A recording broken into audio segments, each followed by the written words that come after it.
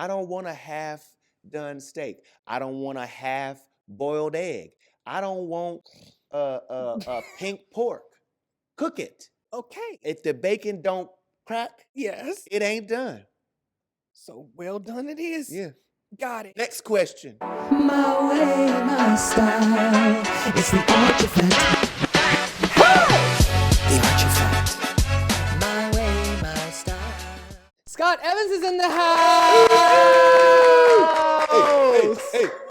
Hey. Wow. It's good to see you. No, it's amazing to see you. It's true. No, I am so elated that you are here, because I have done my research before you got here. Oh, Lord. And no, nothing bad, but Okay. you don't really do this.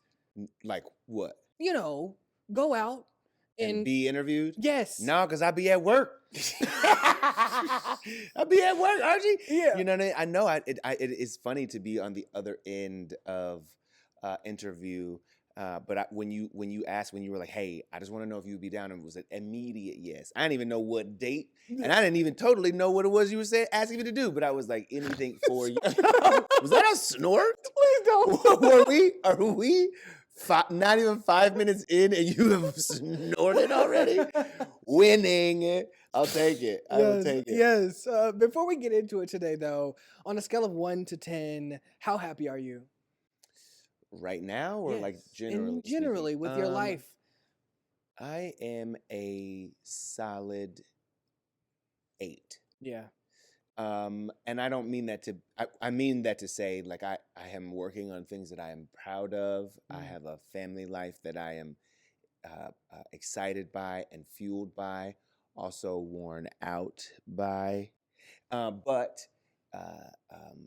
feeling not necessarily in control, but in more states of gratitude and amazement by what is happening around me, either through my own work and collaboration with others, or for me with nothing to do with me necessarily. But I also know that there is more to do. And because I know that the list is growing, it prevents you from being like, this is the best it gonna get. You know what I mean? Sure. So yes. I would say 8. Yeah. I received that. And I mean that that is an excellent place to be for me. I think it's great. Yeah. Thank you. What would you say you are? I think I would say a 9. 9? I would. I love that. Just because I feel like there's always room to grow. Yep. And the state of the world is a little wild. Baby. But I am so proud of myself for the continuation. And I think even just, us being here sitting on what I like to coin the healing couch, after so much, turmoil and ups and downs over these last couple of years, but specifically after the pandemic, and so I think that I am good. Yeah. Same. Yeah. And I'm glad for you. Thank you for that. Thank you so much. There's a whole lot of people out here who cannot maybe even put a number on the register, who couldn't even say, honestly, a number. Or the number is so low they would be ashamed to say it out loud. So I count it a blessing and fortunate to be able to say 8. Yep. Truly. Yeah. Yeah. Well, Scott, I am newly in my 30s, and welcome, baby. Whoa. Welcome. I feel like I'm not new. But you look good, baby. But listen, it's like every day I wake up and I just hear, unfortunately, K. Michelle. He's like, ooh, shaking the tables. And I'm like, wow, is this really where we are? It's so funny that you say you hear, I hear me make a sound to do regular stuff. Like I was getting out of the car and I said, ugh. I'm there as well. Well, I tell you, it hurt my feelings so bad. I went to sit down on the couch the other day. I said, as I was sitting down, I said, ugh. I was like, no, this don't make no sense. Every time getting out of the car, I need a truck ASAP. But all of the things, I was literally, rubbing the knees last night in the bed because what in the heck? But baby, it ain't gonna get no better than that. I'm gonna tell you right now. You better just start talking to him. Yes. Well, thank you, knees. Thank you, knees. Listen, don't give up on me don't yet. Give up now, on me. I do think though, specifically in these nuances of going into the 30s, I've experienced this thing of what people have coined as the Saturn return. Okay. Are you aware of this? No, what's that? Well, the Saturn return, basically, it's that time of self-reflection and personal growth that you evolve and you start to question yourself, and things are a little rocky as you end one decade going into the next. And so it also happens for 40 and 50 and different things like that. Okay. But they start being very much so aggressive with the terminology, like midlife crisis and things. Right. Yes. Well, this is also the year that we're in, I think, day 2 of the Lunar New Year, and this is the year of the snake.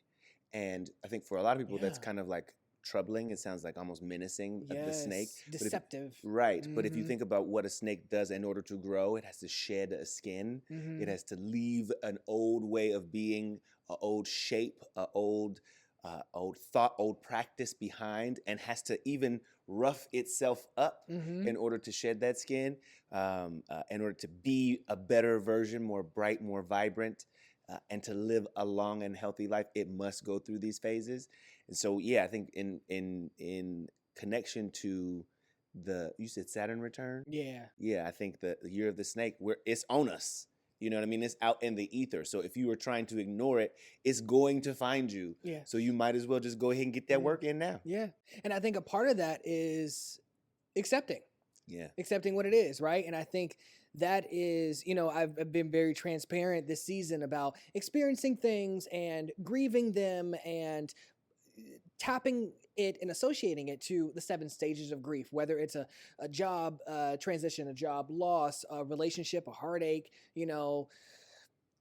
somebody passing away. I've Yeah. attributed to those 7 stages and however you show up. And I think acceptance is a really poignant piece of that, Key. because you did all the things, you were able to sit in it, and now you can move on and realize out. for yourself. Yeah. And so what moment in your life did you struggle to accept something that was at the time maybe felt too big to overcome?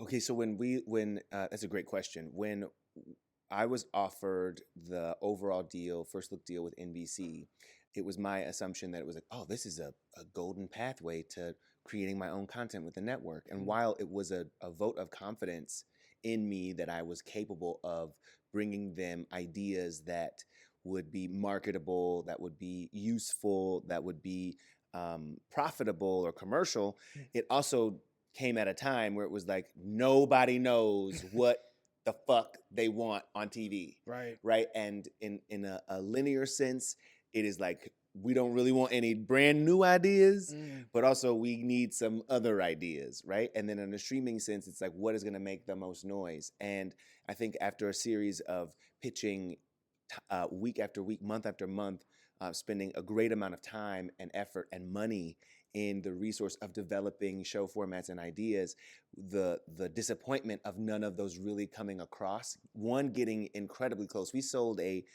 sports history doc in the room. Literally first pitch. It was my first pitch to NBC, bought in the room, and through got funded development to shoot a presentation, partnered with one of the best production companies to run service out there, had one of the best directors on, like, passionate about the project. My sister Stacy Pates and I were shepherding this project all around town, right? Getting talent to be a part of it. And we send off the material's edited, send off the material. In the process of them coming back to us, literally getting a text from the executive saying, I am so proud to be partnering on this project with you. We are so excited. This work to me is purpose work. Yeah. I was like, man, Yeah. we're going to the Olympics. We're rolling out during the Olympics. Like, this is going to be incredible. And weeks later, to find basically all of the executives that had championed this project were going to be in a flux. That many of them would no longer be at the network. Some of them would be at different capacities at the network. And we were kind of left to a new regime at NBC Universal to figure out if they had the space, if they still wanted to spend the same amount of money on the project and things like that. And when it didn't go, I was like, oh man, what? And the response was like, I think that the feedback was, we love this project and we love you. We know that it is necessary, but we just don't have the slots. We don't have the slots. We just don't have the space to do this. And I struggled with that for quite a while. I was like, okay, so then what did we just spend this last year doing? And why, how is it that easy that you have this work, everybody's down, everybody's interested, everybody is working wholeheartedly on this project, on this thing, and then it can just not go. And it was my first experience of that in this industry. And I decided outside of bouts of like, woe is me, and should I just get in this pool and never get out of it? Should I move back to the Midwest? All of that stuff outside of that process of dealing with the loss of this, I came to the idea that like it will always be this if you are not also developing that thing alongside that is your own, that you don't need anybody to validate, that you don't need anyone to authorize or give you the budget for. What can you be crafting? What can you be building and making that you can put out on your own and you are proud of it, regardless of what the reception is, regardless of what the comments are, regardless of what the viewership is? What could you be working on that would give you a fuck, yes, that felt good. And that's what became House Guest. And so it was a moment of accepting this is not going to be the thing you should be banking on anyway. The thing you should be banking on is the thing you can most control, and that is yourself. Where do you find the grit, the tools to do these things, right? Because you mentioned a lot just now. Yeah. And so you're in these rooms, you're around these people, you're a creative person, you have journalism under your belt, communications, the studies, the knowledge. Yeah. But then to be, born in Jersey, New York a little bit, Indianapolis, you come here to Los Angeles.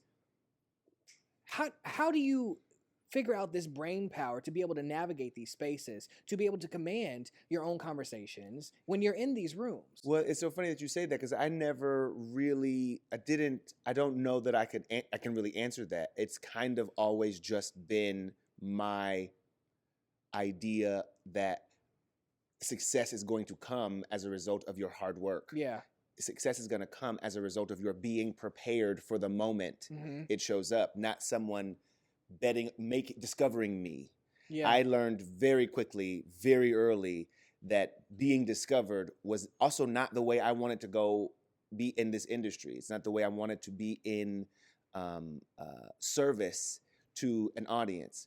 And so, because I know that with that, it felt like as quickly as that can come, it can be taken away. But if I work at it incrementally, year after year, over and over, if something fails, we apply that same vigor, that same energy to something else, and like everything else, it will grow.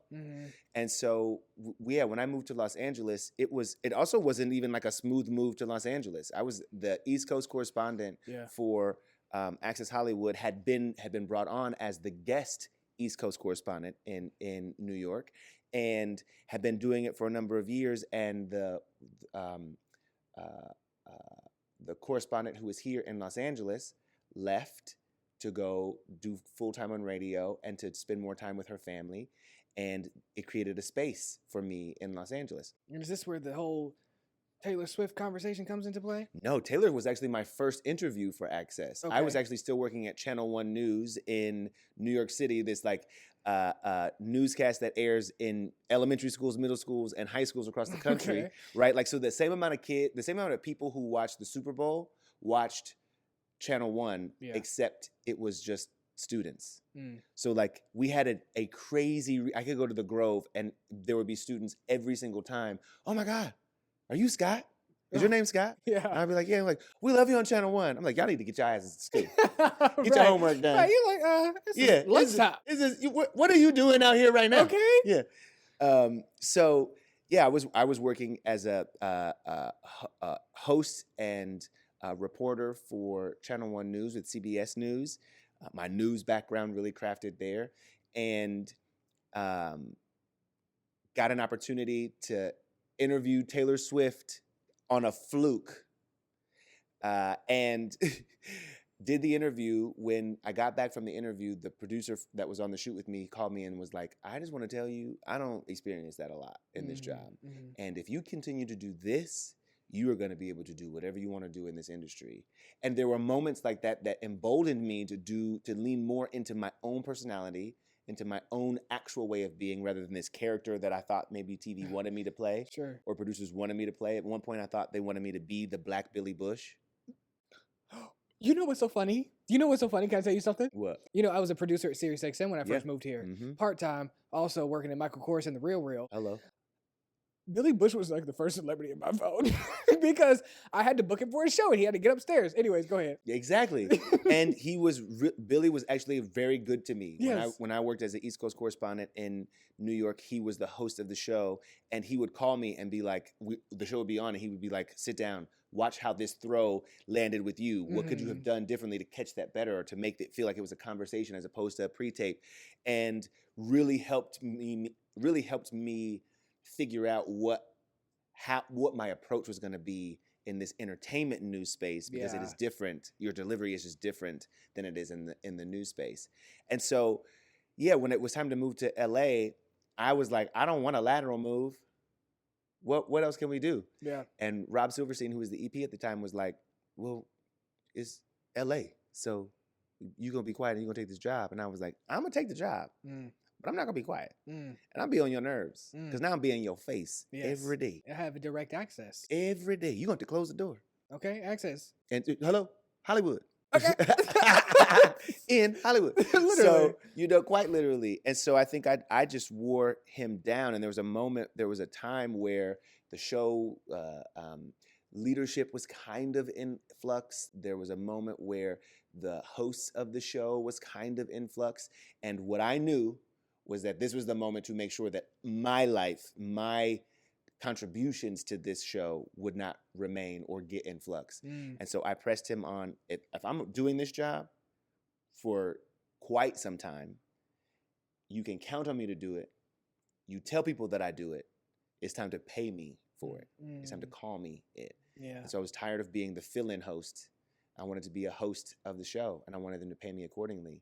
And he said to me, no one has ever, I'll never forget this meeting, no one has ever gone from a guest correspondent to a host of a primetime entertainment news show on a big 3 network in 3 years. Like, you can just forget about it. Why do you want to do it so bad? And I was like, you've already done the thing where you took a chance on me, like this kid in news, to do entertainment. You've done that already. I'm asking you to pay me and to call me what I already do. Yeah. I'm already doing that work on a consistent basis with measured and demonstrated success. We're not talking about, could I do the job? I am doing the job and have done it for closer to a year now. Now it's time to, we're beyond consider me. Right. It's now just, let's make it official. Call it what it is. Yeah. And he was like, I'll be damned. Yeah. You're a And great then- advocate for yourself. And then did it. You're a great advocate for yourself. You as have well, to as well. be. Yeah. Mind very you, I had important. an agent at the time, had a manager at the time, and none of them were having those kinds of conversations with the show leadership. Yeah. If they were, they weren't sharing them with me. Right. They were saying to me, no, they don't really want to do a host right now. They really just want to see how it's going to be status quo. Yeah. Is the thing you should always hear. It's going to be status quo, and then when things kind of settle out, we'll figure it out. Well, by the time they figure this shit out, I might be gone. No, let's figure that shit out right now. Right now. Y'all got a budget? Yeah. Let's figure it out. Yeah. Yeah. Scott, you do something so well to me. A lot of things. Okay. But I do think that people know enough about you to really like you.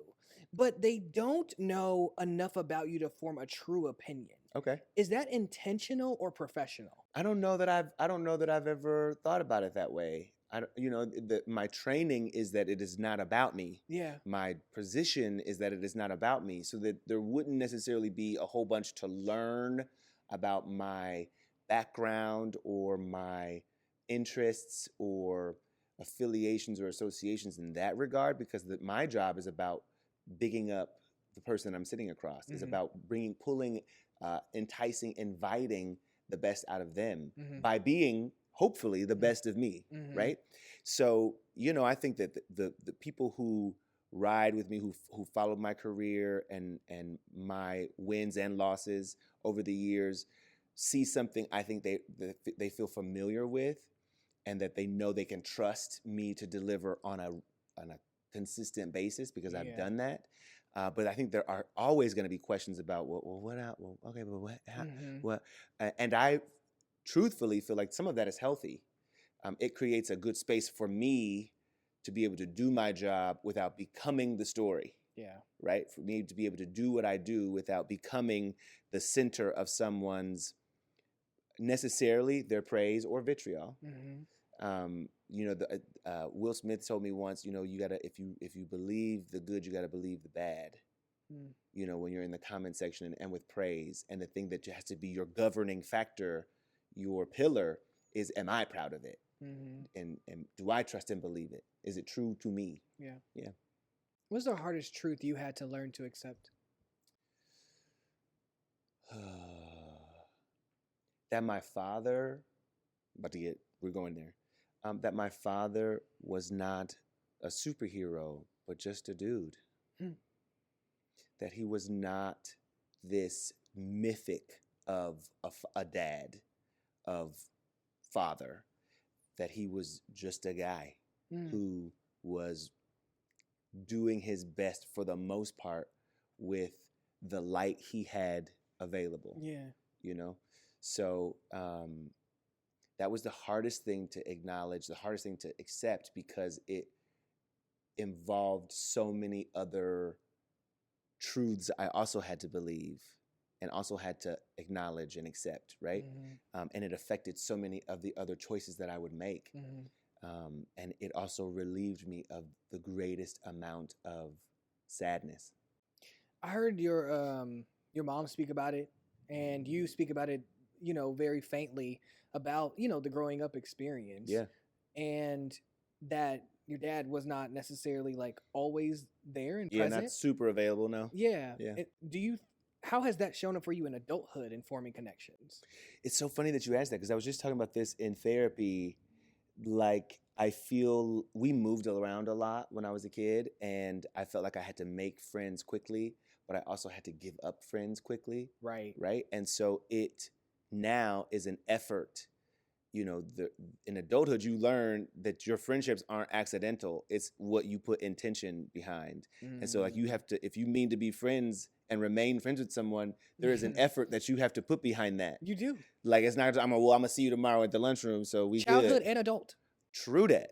Okay. Like, true that. Yeah. And so I had become really good at just severing connections, not necessarily on purpose, to be honest, but not doing the work sometimes at fueling that and nurturing that, nourishing that. And so I made a choice after several friends' conversations to decide to enrich my relationships with my friends and loved ones. Yeah. As that was a real awakening. Yeah. Yeah. You I feel that you know this about yourself, that you are, very much so the ultimate connector, and you have this zest for life, and you have this infectious energy. But when people tell you these praises and experiencing you, like, how do you receive that? Like, what is your thought process? Well, it would be the same. It's like when you walk in a room and somebody's like, "Damn, you are really tall, and you are oh my God, your skin! Look at your smile." How do you respond? No, I get a little bashful, but like, thank you so much. Thank you so much. Yeah. Thank you so much. The thing to me is that, like, I decided in probably 2017, I was reading a book written by Danielle Laporte. It's called The Desire Map. And it's part book, part workbook. And in it, you are given the opportunity to make a defining statement for your life, for your efforts. You can change a statement however many times you want, but really the idea is about getting to a statement that could be a reflection or a filter, a resonance of who and how you show up, who you show up as and how you show up as on this planet. Yeah. And my statement is and was, I am a reflection of the light and love that has been shown to me in my life, so that I may help people become more themselves or at least go in search of who they are meant to be, right? And you do that by showing up who you are. Yeah, Authentically, and enticing people to do the same. And so when people recognize that, when I'm given that compliment, those kinds of compliments, I also know that they have maybe also been triggered in some ways to become a little bit more themselves. Because it takes a lot to walk up to somebody and be like, you know what, I really love you that you've never met. Yes. You know, I really like what you do. That takes a lot to do that. A lot of cojones. Yeah. And so, you know, the what is evident to me is that intention is being felt. Yeah. And so it feels like an affirmation. It's really less about me and more about them. Yeah. And how we're connected. Hey friend, I hope you're enjoying this episode, but I want you to discover a workplace where connection and creativity thrive. Soho Works is a global community for entrepreneurs, creators, and innovators who value collaboration as much as productivity. With beautifully designed spaces, intentional amenities, and access to an inspiring network of like-minded individuals. Soho Works is your home for ideas and growth, created for Soho House members and those who share our vision. This is where work meets community. Join us and elevate the way you work. Learn more at sohohouse.com. You live in the world, as we've held space for some time now in this conversation of talent in media. So I'm assuming that, I mean, you've alluded to that, like you face rejection, right? You know what I'm saying? But like, how do you balance? Baby, you know, but rejection. Like, I went out for World of Dance twice before I got the job, and one time they told me my agents rejected me. I needed to get rejected from the producer. They were like, did you fire them after that? "Well, not right after." It was an amicable split. Yes. But it was a scenario where I was like, I believe this thing is for me. Yes. And if I can get in front of the right people, I know that they would also feel that. And when I got in front of the right people, they made the decision the afternoon. I had the contract in my hand the next day, was on stage the day after that to shoot the show. After being told they don't want to host this season. That's wild. Yeah. So rejection is a part of it, but I walk hand in hand with that mug. Like I do fear. Yeah. It is no longer the most meaningful feeling. Fear, rejection, are no longer the most significant indicators of if I'm supposed to be somewhere or experience something. But how do you balance striving for more, like you did, or embracing it is what it is? What, you know, like it ain't ever it is what it is. It's never it is what it is. Not for me. Okay. Nah, it is what it is. It's usually like something I gotta say to get back in the car and get on the way home. But it is never gonna end at it is what it is. No, because my thing is that like, okay, cool. So this door didn't open. What other doors are there? Okay, so this opportunity didn't.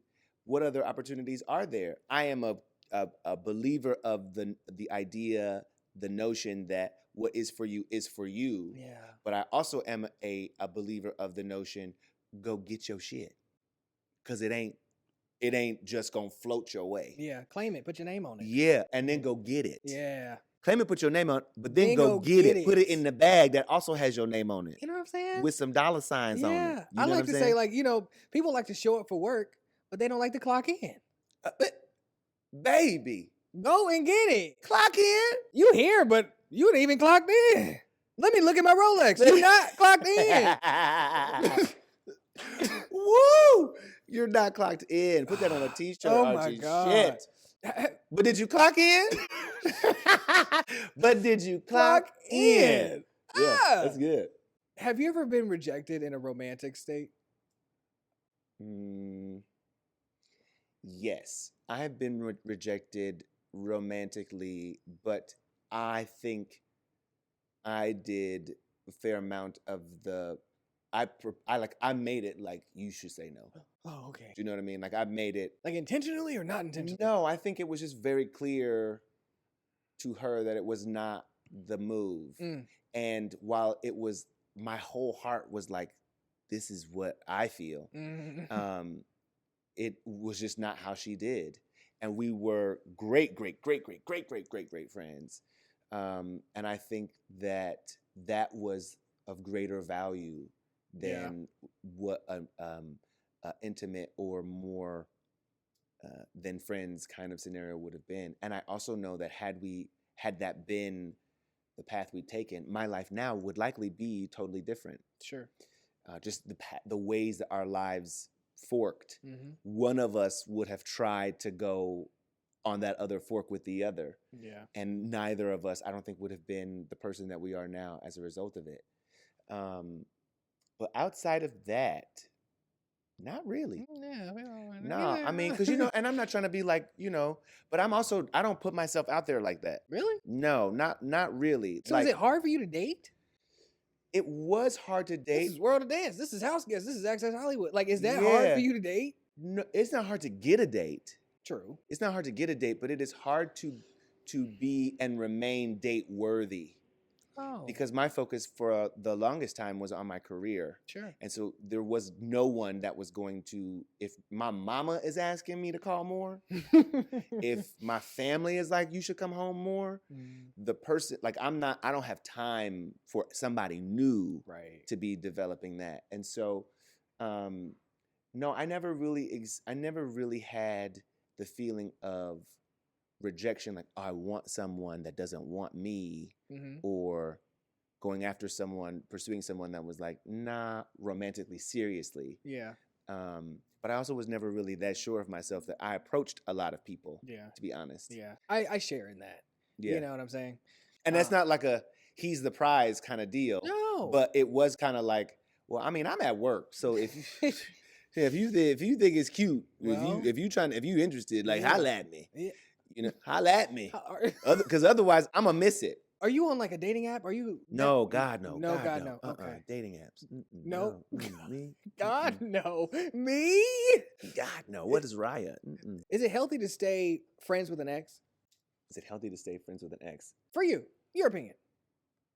No, I'm not friends with any of my exes. I am friendly.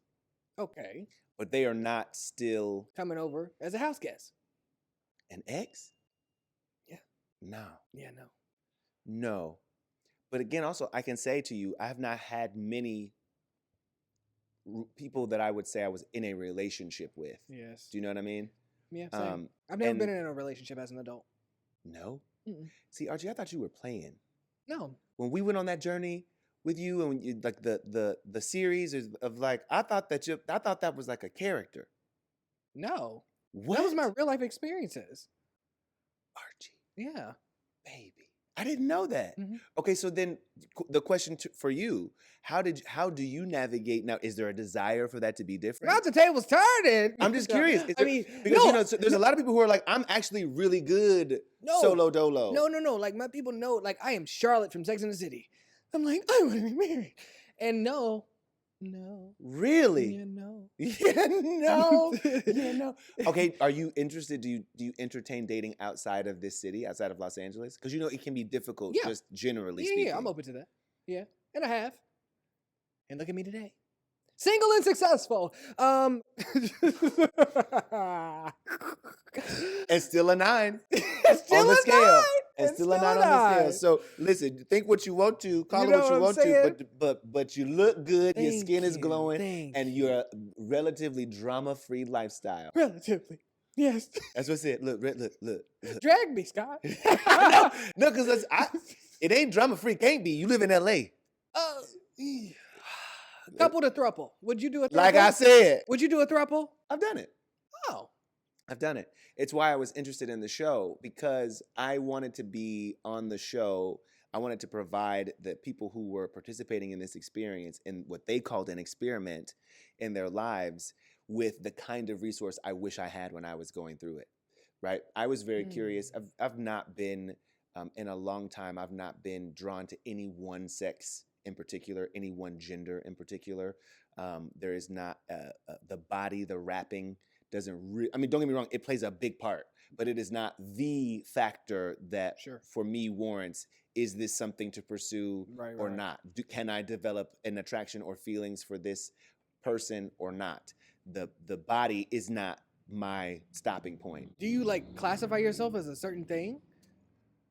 Is that Well, like is that- my sexuality? yeah. Like am I pansexual Yeah. or bisexual or something like that? or you put I a don't label know. or no? I don't think I've ever really thought about what the definition is long enough or enough Mhm. to try to attach to it in a meaningful way. Yeah. I think that I am curious about people, and I am drawn to people and experiences with them that make us both feel better, Sure. that allow us to both feel something special. Mhm. And so, yeah, like I'm not necessarily so into making sure everybody else understands what my experience is or how they should classify or define me. I'm open to whatever they got to do for them. So if you look at me and you're like, that nigga is gay, baby, run with that. Sure. I hope it's true for you. For you. If you're like, ooh, my God, I would just like to see, try it. Scott. Just try me. Okay. Try me. Try you. We're speaking. I'm mostly kidding, but not. But we're speaking about acceptance, right? Yeah. What was your journey to accepting that about yourself with sexuality? I had a conversation with my mom, and my mom said, you know what, baby, you got to whatever. It's because I was telling her about a meaningful relationship in my life, and she was like, wait, what? Scott, wait, hold on, what? Mm. And it was interesting because I was fully expecting her to be more judgmental, more critical. And while there were some elements of that in our conversation, because I think that she was checking my thought process. My mom is excellent at like talking through the thing and presenting maybe even sides that aren't necessarily her perspective to see how you really are feeling about something. Sure. You know what I mean? Yeah. Comes from a mother who was a minister, I think the first female ordained minister in the state of Indiana, the United Methodist Church. And my grandfather is a attorney. Mm-hmm. And so heavy on the analytical, heavy on the spiritual, heavy on the, now you know right and wrong. And if it ain't right, Shout out to Miss Kelly. You know what I mean? Yeah. Yeah. So she, in every aspect of my life, has helped to embolden me to be the best I can be. And I think that would be the more of interest to her, is that the person I was with, whomever they might be, that they are a quality person and a person who is blessing my life and adding to it, rather than a person who is gay or straight or Republican or Democrat. Yeah. Though I'd have a hard time believing that either of us would be okay with the Republican, just gonna be honest. Where does the state of the world go with America as it is today, from your opinion, from a thoughtful journalist? Where do we go? Where are we at in a year? I think that we are in what happens in culture and society. I think you have a pendulum that swings in either direction, right? And you can call them conservative or liberal, you can call them Republican or Democrat or religious and spiritual, whatever, or atheist, whatever your poles are. Mm-hmm. And I think that we swing, and I think that we, shortly after 2020, with all that was going on, the pendulum was swinging in one direction, and now we're swinging back in another direction. And so I think it is a matter of our will and faith and our willingness to clock in how we handle ourselves in this swing. But I do believe that there is more of this to come. Yeah. There is an intensifier that is brewing. And I think that this is also, much of it is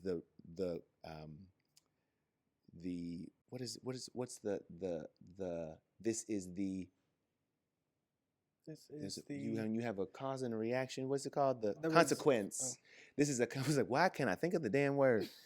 because that Lemon dropo trouble. is working. But I think this is also a consequence of much of our inaction. Yes. And so this is also ours to experience. Yep. And as terrible and as horrible as it can be and will likely get, I think we also have to remember who we are and what else we have lived through and come through and learned from and become as in the midst of absolutely not and no resource and no opportunity.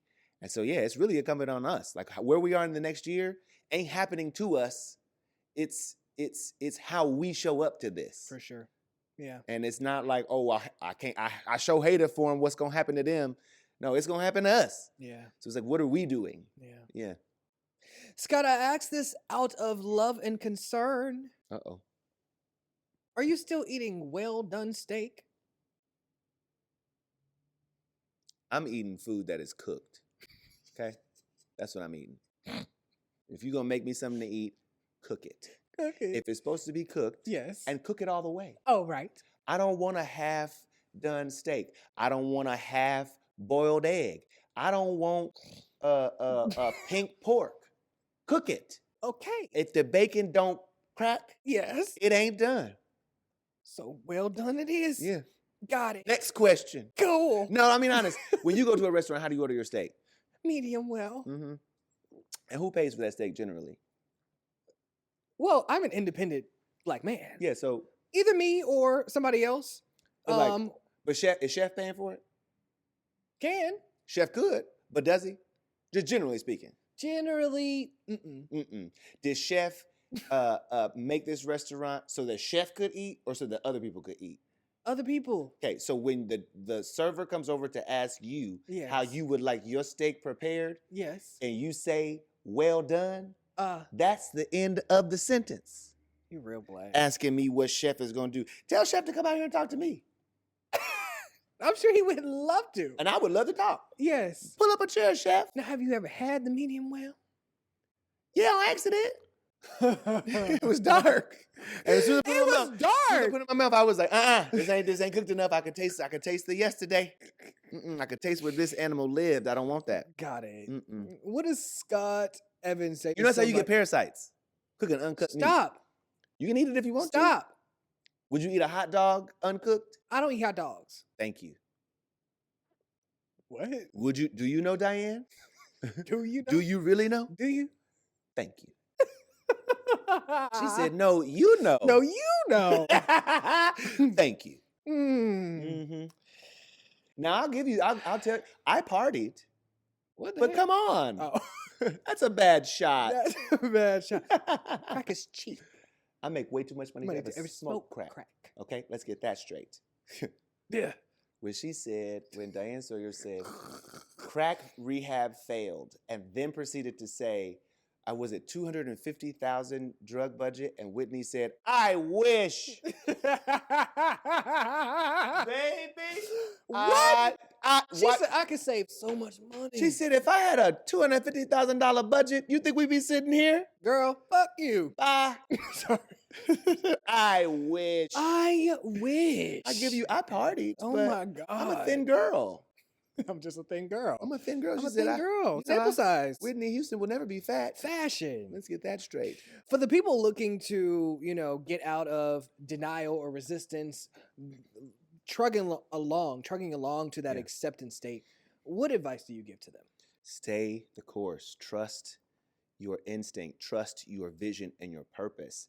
I think if you live in a space where there aren't reminders to you that you have handwritten around your space about what you're doing, why you're doing it, what things to recite back to yourself, mantras to live by, if your space is blank and does not reflect the way you mean to show up in the world, if it does not reflect the things that you need in order to continue, you got some work to do. Yes. I think the part that the part that I struggled with was when it doesn't go your way, it's also really not up to anybody else to pull you out of that disappointment.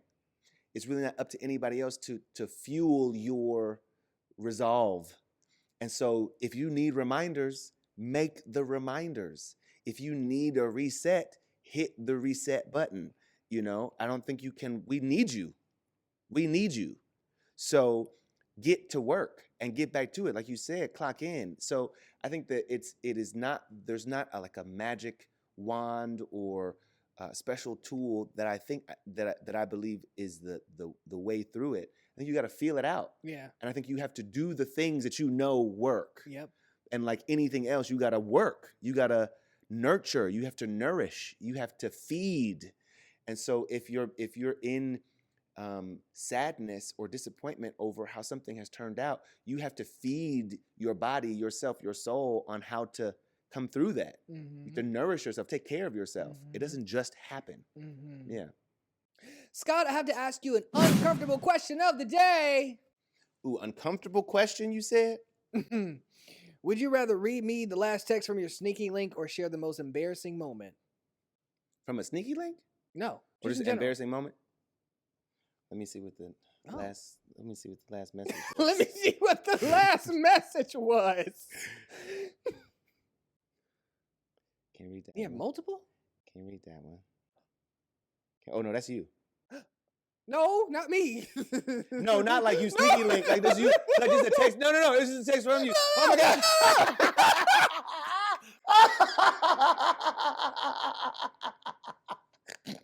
You know what? I'm just going to put my phone down and I'm gonna tell you an embarrassing. Let's see. Let's find an embarrassing story. Oh my God. I am blushing. My Lord. The events all around me every day. The tabloids. My God. Right. Yeah. Embarrassing.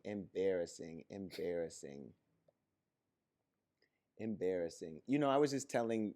Well, no, I guess I just told that story on my show, so you don't really want to hear that.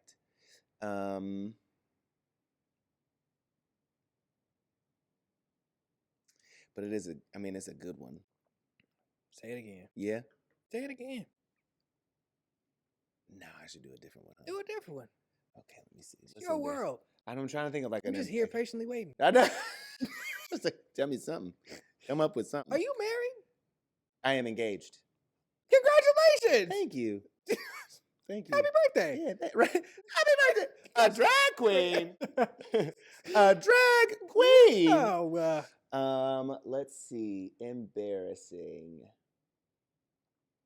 I mean, I do something embarrassing all the time, and why I can't think of anything right now. Okay, so for my 30th birthday, I was flown to Paris. Yes, flew out. Yeah, flew out. Yes. With Victoria's Secret fashion models, fashion show models for the show. Okay. And literally the show was on my birthday, and got my little ticket, walking to my seat, and I get a as I'm trying to get to the particular seat, the person stands up who's at the edge of the aisle so that I can move through, and I realize it is Lenny Kravitz. Ooh. And as I try to move through, the person says, no, your seat is right here. It's like, oh, I'm sitting next to Lenny? That's great. And so he goes to hug me, like extends his arms, and I go for the Parisian European double kiss.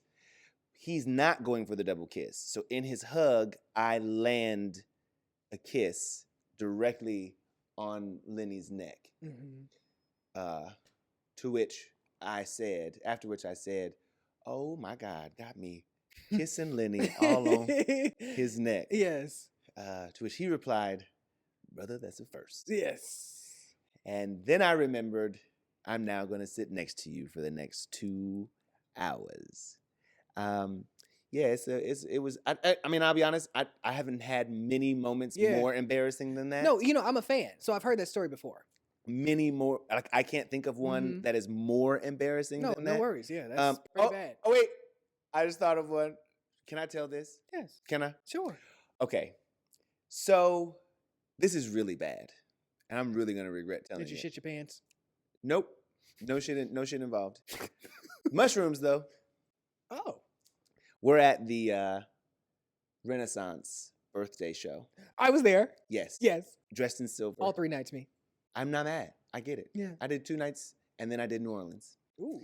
So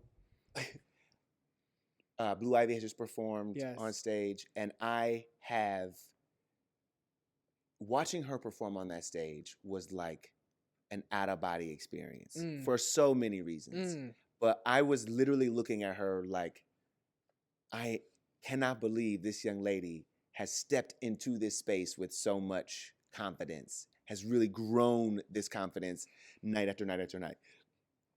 She finishes. I have come outside of myself. I'm a little overwhelmed, Yeah. a little overheated, Yeah. maybe overserved. Mm-hmm. So I go to the restroom to try to bring myself back down. I get on the phone. Some time has passed. And as I'm walking back out to our seats, I'm in this like VIP area, like tunneled off bathroom and all this. The security guard says, "Make way, make a hole, make a hole." I'm like, make a hole? Who we got a hole for? It's a Make a restroom. Like, hole. what does that mean? So I look up and I see this woman with black hair walk past me. And I really don't get a good look at her. And I look up and I see this young girl and I was like, oh my God. Blue, you did that. You did that. You ought to be so proud. And the light is kind of low. It's kind of dark, whatever. Yeah. And the little girl says to me, she goes, "What did you call me?" And I was like, and my eyes kind of adjust. And as they adjust, I realize that I am looking at Northwest. And who is standing directly behind her is Khloe Kardashian. And the woman who's walked past me was Kim Kardashian. I'm screaming. And I look at Khloe, and Khloe is like, and I go, "Khloe, you done took your shoes off already?" She goes, No, I'm not saving you on this one. Oh my God. I'm not saving you on this one. I looked at Blue. I looked at Kim. I looked back at Khloe. You looked at Blue? I mean, I looked at North. Yes. I looked at North. Uh-huh. I looked at Khloe. I looked at Kim. And I did what anybody else would do. I ran back to my seat. All right. Thanks. My time is done. Yeah, I said, you know what, on that note. I think I hear tip, tip, tip on hardwood floors. Yeah, I gotta go. Oh, yeah, it's my favorite song. I gotta go. The intention was real. Screaming. Blue did her thing. She did. And North was in that thing. yes. And I got them crossed. Only it for makes a moment. sense. Baby. It makes sense. They got to turn the lights up. Turn the lights up. They got to please. turn the lights up. Wow. Well, Scott, you are a fun guy. Okay. So it's time to play a little game. I love a game. Okay. Perfect pitch. You ready? Perfect. Are you pitching or me? You're going to pitch. Okay. No. Okay. So if you could collaborate with anyone on a project, who would it be? And what would the project be on? I want to do a variety show with KiKi Palmer. I love it. That's enough. So I have an idea for you.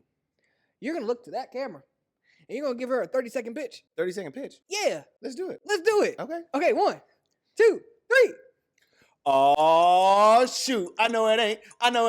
Oh, that's right. It's my girl. What's up, KiKi Palmer? This is Scott Evans. And I have to tell you right now, I am on the Archie show right now. And he asked me to do a perfect pitch. And I said, it ain't going to get no more perfect than this. Think about it. Me and you, variety show. It's comedy. It's music. It's acting. It's interview. It's food. Can we do it? Would you do it? Somebody tell her to do it. Look at your neighbor and say, KiKi. Hey! Won't you come on? Come on, KiKi. Come on, KiKi. I'm going to watch. Don't say sorry to this man. Say yes to this man. Jesus Christ. I don't know. No, I love that. I'm watching that show. I'm watching. Not the ooh. You were ahead when the time ran out. I'm watching that show. Right? Wouldn't it be Yes, fun? I would. Yeah. I would. What mantra or affirmation got you through tough times? I am enough. Yeah. I am enough. I am enough. Me is enough. And I think that I struggled with that even in personal relationships. You know, any sort of rejection, any sort of conflict felt like a personal rejection. You know what I mean? If you'd have asked me that question about have I ever been rejected 3 years ago, I would be like, all the time, all the time. But what I learned in therapy is that conflict does not equal rejection. I thought that if you don't agree with me, you don't like me. Yeah. You don't, if you don't agree with me, you don't see me, you don't value me, which must mean I'm not valuable. Mhm. And when I learned that that wasn't true, it changed everything. Yeah. And what's your assignment here on this earth? Again, to be a reflection of the light and love that has been shown to me, so that as people see me more myself, they go in search of who they might be so they can be the best they can be. Yeah. Well, thank you for trusting me and being here. Come on now. Thank you for entrusting me to get here. Scott Evans, everybody! No, I love you so much. I love you so much. Honestly, and this is not easy to do. It is not easy to do. And if no one has told you that what you're doing, the way you're doing it, is so necessary, that you should be applauded for what you're doing, how you're gathering people, how you're telling stories. I know every single day is hard. I know every time you open up your email and you're like, okay, well, where is the yes today? That disappointment sets in, that frustration sets in. But we need you. There are people on this planet that look to you that you don't even know yet, that you are an example of success, that you are an example of, if he can do it, I can do it. That every day you decide to do it one more day, you are a success, regardless of what any of the external might say. And that the moment that you are emboldened and trust that feeling, the moment you are encouraged by that feeling, that's the win. That's the win. It's not the edit. It's not the music clearance. It's not the good guest. It's not the great questions or the game. Baby, it's you believing you deserve it, believing you deserve to be here, that you have a place, and that if you can't find it, God damn it, you gonna create it. Period. Amen. Don't leave And me. I love you for Don't it. leave me. Don't leave me. Don't leave me. And I love you for No, it. thank you. Thank you. True. Yeah, yeah. It's true. I know how hard this shit is. Yeah. And I know how easy you make it look. And it's not. It is not. Yeah. Most people would have been given up looking for somebody to make it easier for them. All right. Cut the cameras, everybody. Thank you. I'm dead ass. No, for real. I'm Yeah. dead. Like it's and then you show up looking good, smelling good, and prepared. Most people got to pick one, Mm-hmm. you know? Yeah. I love you, okay? Yes. Good. Thank you. Yeah, we need it. And we got to sometimes, I think, remember, we got to stop long enough to see where we actually are.